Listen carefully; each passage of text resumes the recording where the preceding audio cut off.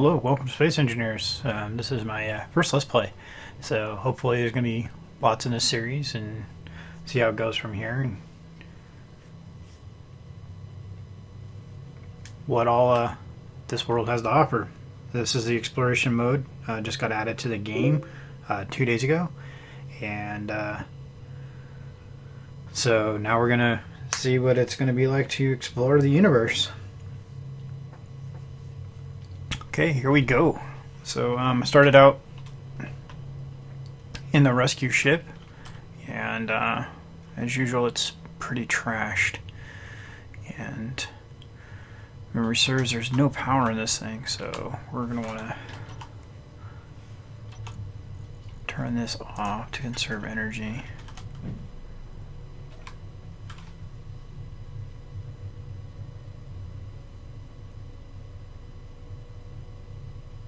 Alright, so energy 2 days. So now we get to pick what looks like it's going to be home. It's a pretty nice little cluster there.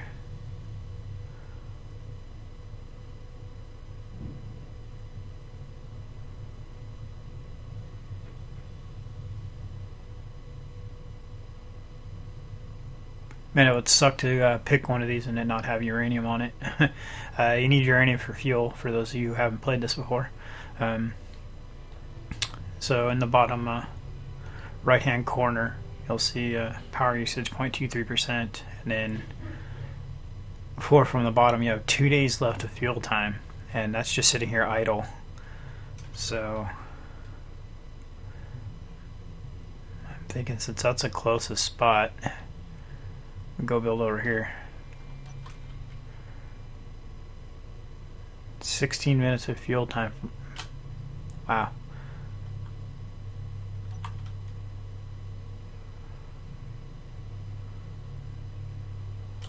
I really hope there's uranium over here. It's gonna be a short series if don't have any uranium over here. So my plan is to put these up in 20 to 30 minute blocks and go from there. If you guys want longer ones, I can definitely do longer sessions, but to start out, do 20-30 minute blocks. Starting out new to this, so it's gonna be kind of rough at first, so bear with me. You know, all the YouTubers start out a little rough around the edges, but and then, you know, as I learn more and do more, can advance and turn out better product for you guys to watch. I spend most of my time watching as well as playing, so this will be a first for me to be recording and playing instead of watching and playing, because usually I'll watch a YouTube series that I'm playing at the same time, so kind of like a best of both worlds kind of thing. Ooh, tight squeeze. Probably a little risky to be doing this to home. But let's see here. There's no asteroids or meteorites is one of the options, and I did not turn those on. I think right now the survival exploration mode is plenty difficult enough, and I fear what would happen if I was 50,000 kilometers away from home base and a meteor storm came. You know, does it only go to where you are or what? I'm not sure yet, but that would well again suck to turn around and go to return to your home base and it's gone. So, running out of fuel.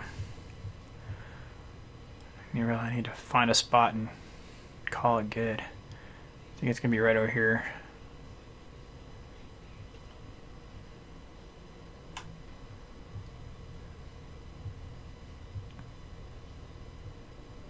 That'd be nice if that little shiny spot right there to the left is uranium. Well, there's only one way to tell. That's to get out and go look. So, here we go. Oh, turn some lights off too, that'll help.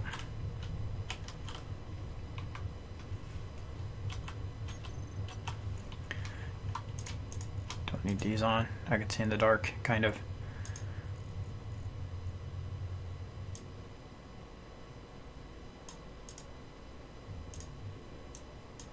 Alright, so...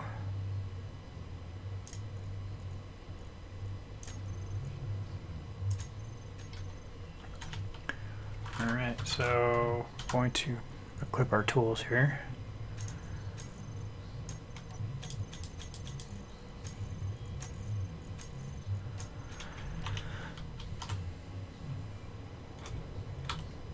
Let's go see if that was uranium. Oh, it's silver. Damn. Okay, so now that we're out of the ship, if you look in the bottom left-hand corner, fourth from the bottom is energy level, and you'll notice as I fly around, that's going down. It's your life support system. If that hits 0, you start losing hit points, or health. It's at 100% right now, and it continues to go down until you die. So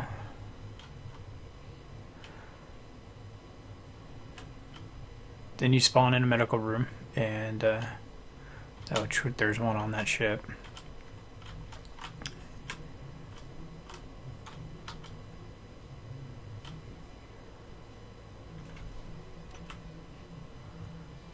All iron.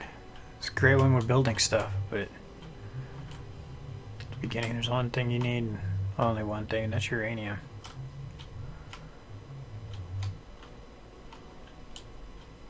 Uranium shows up as a really dark black ore.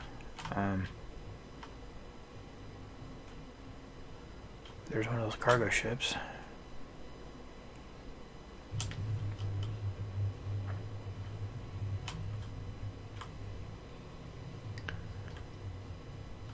So this is a bug that happens in the game, and I don't know why, but my tooltip for miners, so this is a for harvesting ore, and it's supposed to show you what minerals are around you, but you notice that's gold right there, and it's not showing up. The iron ones are showing up, but gold isn't. It looks like whenever there's iron abound, that's the only deposit you see, and that tends to suck when there's another ore right next to iron.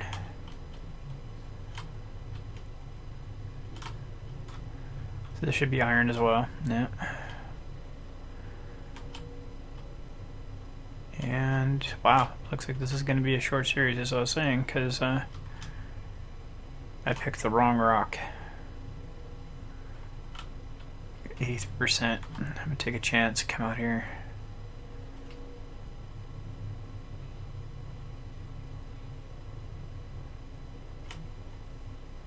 So don't lose home.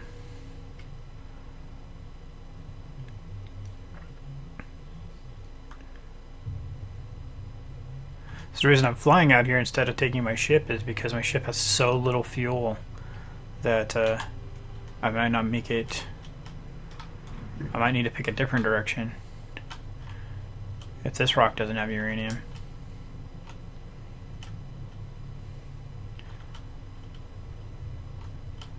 So normally, I accept the fact that, the ores are usually buried in the rocks, but with this drill thing not working properly for detecting and telling you where stuff is, it's next to impossible to find the deeper ore. So again, with this all being iron in here, I'm not going to be sure of whether or not there's going to be uranium in here, because all it's going to detect is iron. It's kind of like a metal detector giving you false readings. And to make matters worse, okay, that's home. I was like, I thought I lost my ship.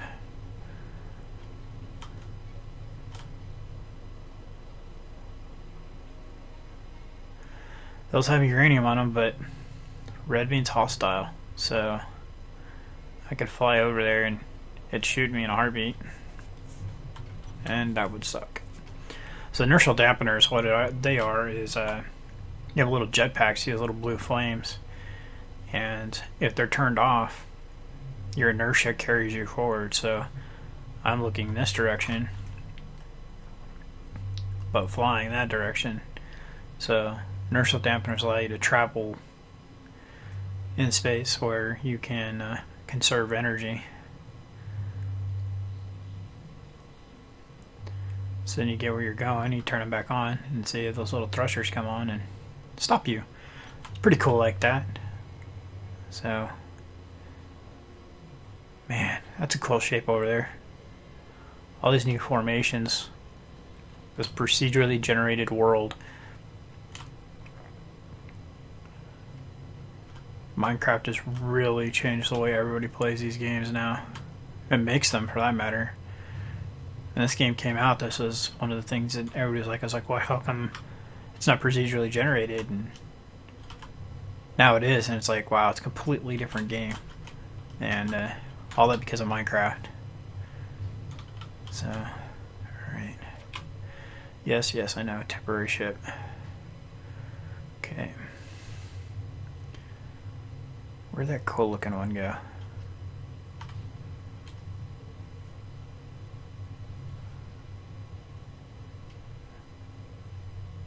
There's a donut-shaped one there. There it is. Let's go that direction.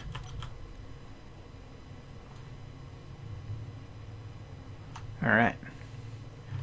Turn our dampeners off so I can conserve fuel. You know, imagine what it'd be like to be floating around in space like this. I mean, not quite gravity, but still, this is be pretty crazy to be stuck out here all by yourself and struggling to try to find the things that you need to get by. Let's see what we have in our inventory.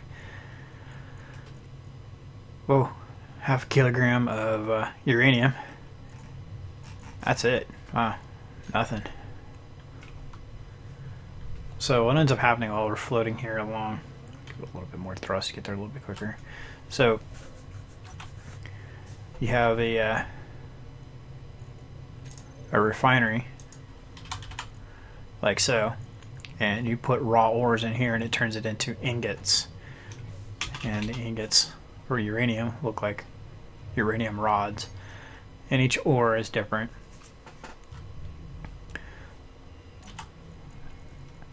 Then you have a production queue. Everything you need to build in the game requires something. So steel plates is the default thing, take iron ingots. So you have to find iron, smelt it down into iron ingots, and then use those iron ingots to build things like ships. This rather beat up ship. So a lot of YouTubers that are playing space engineers talk about pressurized systems, and like I left the door open. So in theory you could have like an airlock and be able to take your suit off and stuff. That'd be kind of cool. Be cool because inside a base or inside the ship right now, I'm relying on the ship to keep my suit charged, because you notice in the bottom left hand corner my energy level says 100% and it's staying there. So what happens is basically you sit down inside the cockpit and your suit is being charged by the ship, which is continuously draining power to the ship. So everything takes energy, and to get energy you need uranium. There are solar panels. You can create solar panels. There are also batteries in the game. And all these items, you know, they're more and more complex as you get further up into the there's a solar panel there. They get more and more complex in the amount of materials required, and solar panels are not the most efficient way to produce power in the game, which seems kind of odd because the sun never goes down. It's always in the same spot relative to you. But if you produce enough solar panels, you can become self-sufficient on just them alone. But again, they take a lot of resources to do.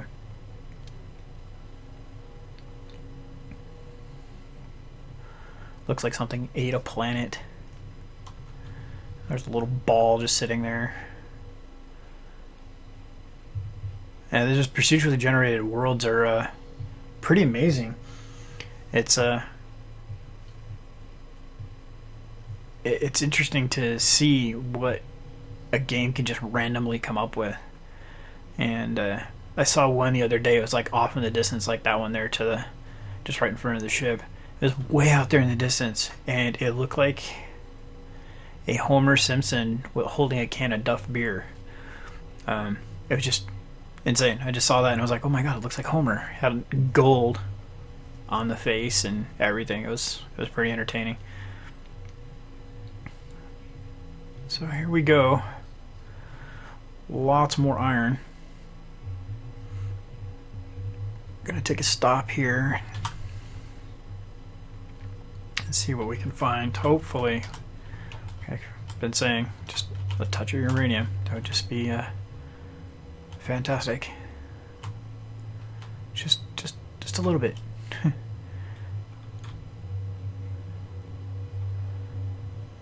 Let's see here. Come on.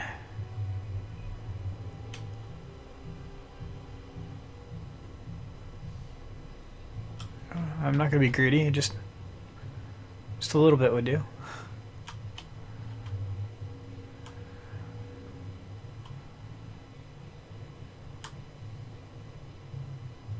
No, none there. Okay. So we're gonna come up here and we're gonna look around on this rock, which it's all iron, so it's gonna be a pain in the butt with that glitch that's going on right now. This game's early access. They, I believe, signed an exclusivity deal with Microsoft to launch it to the Xbox One, which I have an Xbox One, so that's kind of cool. So yeah, this is just a ring of iron. I'm pretty sure of that. So it'll be interesting to see what comes of the exclusivity, because there seems to have been a pretty strong push on the game. This game has been one of the best early access games I've played as far as patching. Every Thursday, pretty much on the dot, there is some sort of patch. Yeah, more iron. Damn, it sucks. Really need that uranium. Yeah, there's always been some type of patch every Thursday, even if it's just a quick little we fix these bugs. But the amount of communication and just follow through by the developers for this game has been phenomenal. I couldn't have asked for a better early access game. I can see that one's iron from here, so not going to be interested in that one. So let's go check out this one, and when I'll do what I did last time, I'll fly from that one over to that one. So yeah, this game's been phenomenal on its follow through, and even better yet, it's them listening to, you know, the people playing it. You know, it's a phenomenal game, and they to turn around and take things from the public, because this is on Steam Workshop. This is where I'm playing it through, and it supports mods.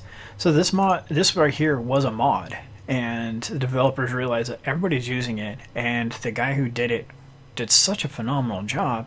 They put it in the game.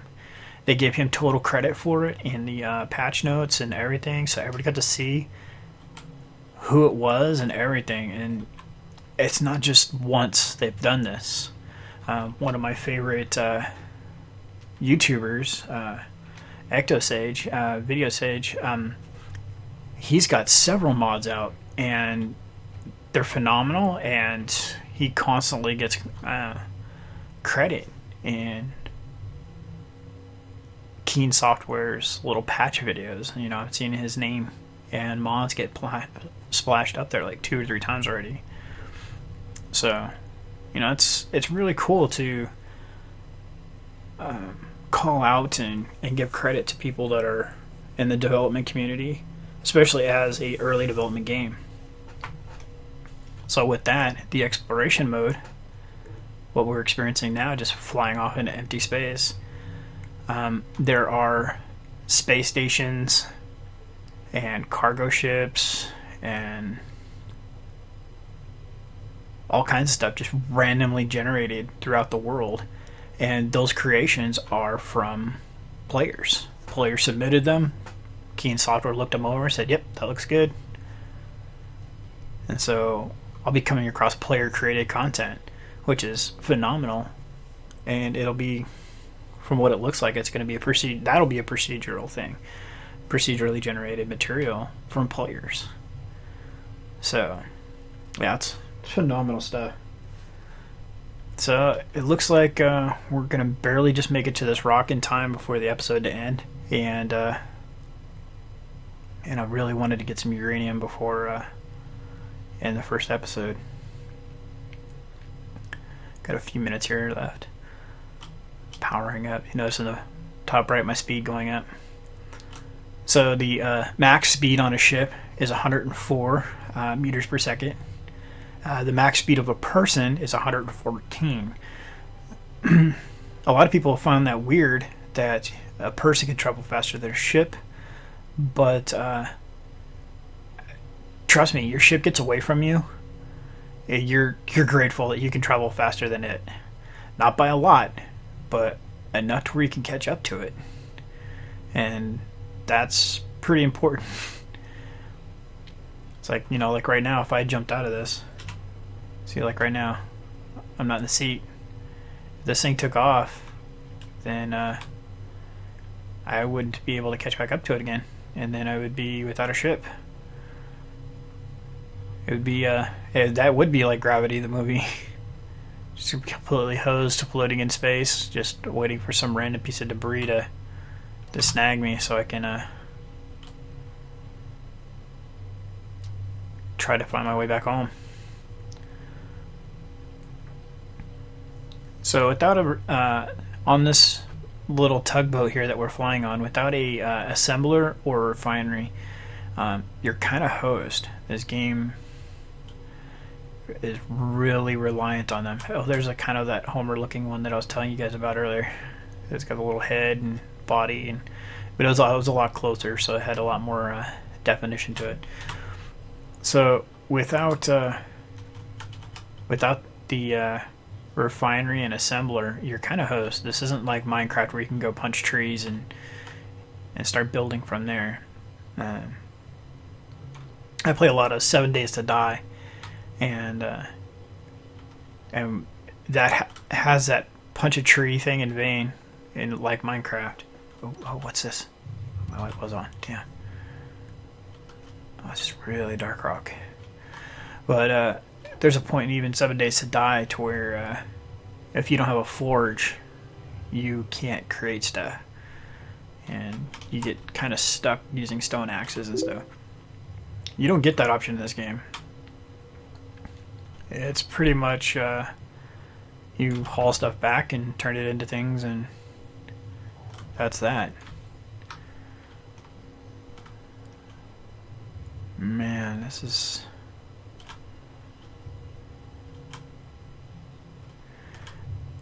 So the glitch with this thing not being able to detect ore is basically just in a hand drill. I've put in my single player mode, I've put a ore detector on my ship, which you can do. You can manufacture and build an ore detector for your ship, and it works. It worked properly. But without the fuel to power my ship, that's kind of a lost cause. I almost lost my ship there for a second.